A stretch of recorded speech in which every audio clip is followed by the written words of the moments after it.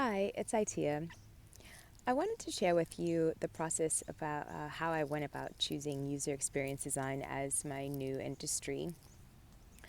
So I definitely did not know what I wanted to change roles into, industries into after commercial construction project management. So I was really on the lookout for webinars and seminars that was about finding work that you loved, because that actually was something that was primary for me. And I came across that with at a school called General Assembly, and they were just doing some general kind of basic, yeah, like I said, the self discovery of things that you would want to do in your a new career that felt aligned to who you were and what you enjoyed doing, what things you can bring to the world that it needed. So I was really, really just interested in going to things like that, as well as I wanted to pick something that was going to excite me, something that was an industry that was growing, something that allowed me to be able to work remotely and from anywhere in the world. And so for me, technology kind of came on my radar to do something in tech. So I I just started to go to a lot of kind of free seminars that General Assembly, which is the place that I chose, was conducting about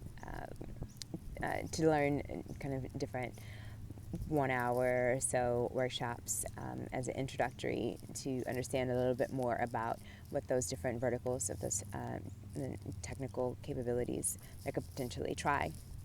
And so when I discovered UX design and went to that kind of 1 hour workshop, I was like, wow, this is really cool. Like, it combined my love of being able to talk to people and connect with people, to ask questions, pull things out of them, make connections, and come up with new ideas, solve problems. All of those things were things that were in my wheelhouse and things that I enjoyed about project management when I was doing construction, keeping things on track. And those are things that I, really wanted to continue doing. So I always ask people to think of, like, what strengths and skills they have, but particularly what strengths and skills they have that they actually want to continue doing, right? So it's one thing to be like, great with numbers, but if you don't want to do that anymore, then choosing a career, to change into something that still is based in that is not going to bring you fulfillment, right? So I guess once I discovered that the things that I'd be able to do in UX design were the things that I enjoyed doing in project management, as well as it gave that ability to learn a new skill set in terms of design tools, design principles. Those things were new to me, and people seemed really genuinely happy in their role, and that was also for me something that was really important.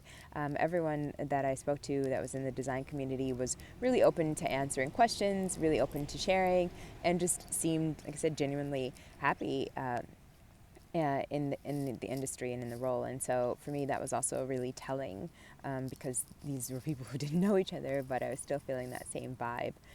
So I definitely felt that it was an industry that was really open to, welcoming newcomers, and for me, that was something that was pretty cool.